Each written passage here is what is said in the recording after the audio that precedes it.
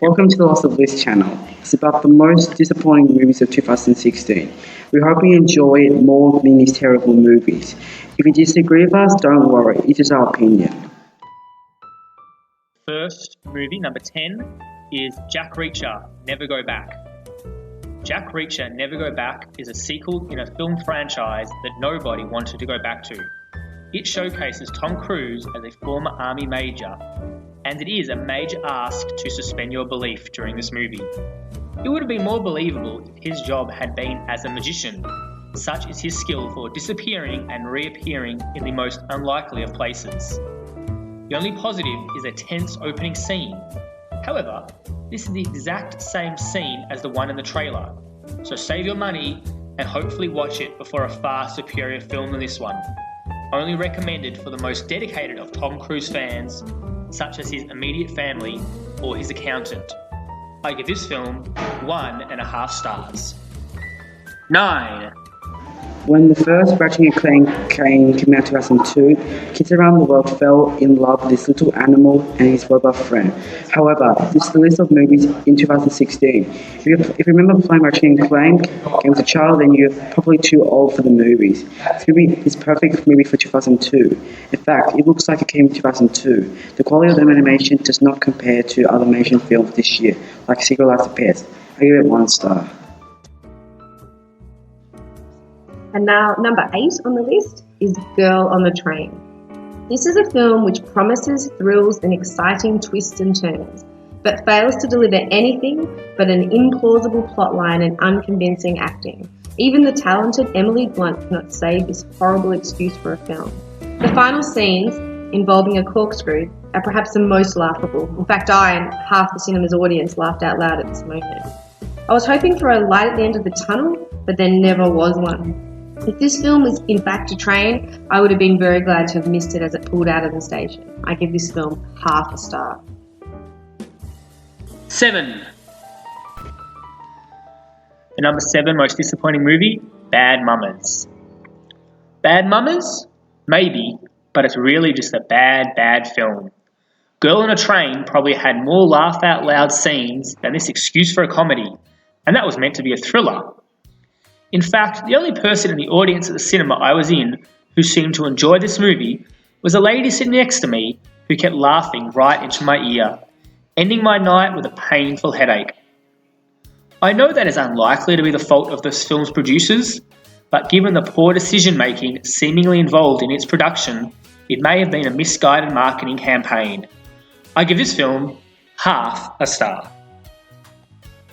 6. Number 6, Alice in Wonderland Fourth Looking Glass. The Alice in Wonderland story is a really good story. I love the original Walt Disney cartoon version. I didn't mind the last Tim Burton Alice movie, but I wondered why it changed so much of the original story. This sequel keeps the name of the book, but changed the story. It's okay. If you change, it's something just as good, but these changes have made the story much worse. Instead of interesting characters of Lil Carroll's original, now we have annoying replacement. Instead of interesting ideas, they spend so much on CGI. So much CGI. I give it 0.5 star. 5. London Has Fallen. If you go to see London Has Fallen, then be prepared to drop your viewing standards. Another sequel that nobody was asking for.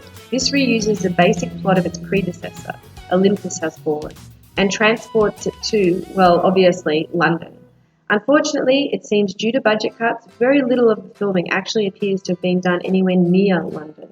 It would have been more accurate to title it Eastern European City with Tax Breaks for Hollywood Producers Has Fallen.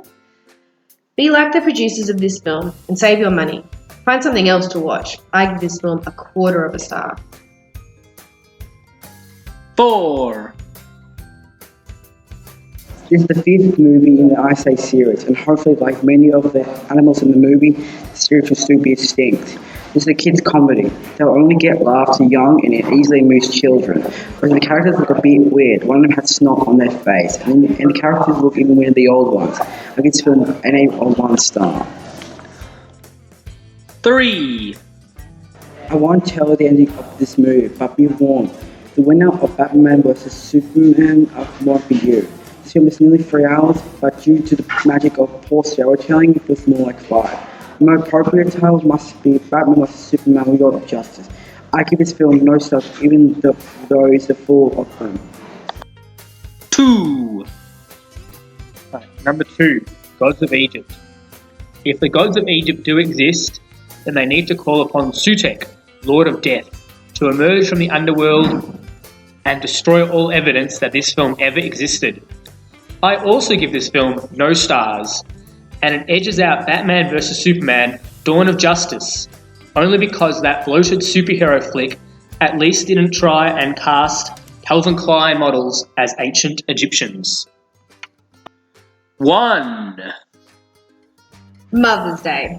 If you ever want to buy your mum a present for Mother's Day, then buy it on DVD or download it and then throw the DVD in the bin or delete the download before she can ever see this travesty of a film. It will be the greatest gift she could possibly ever receive. I give this film -1 star, a disappointing rating for a truly disappointing film. Watching this YouTube clip. See you next time. Sayonara!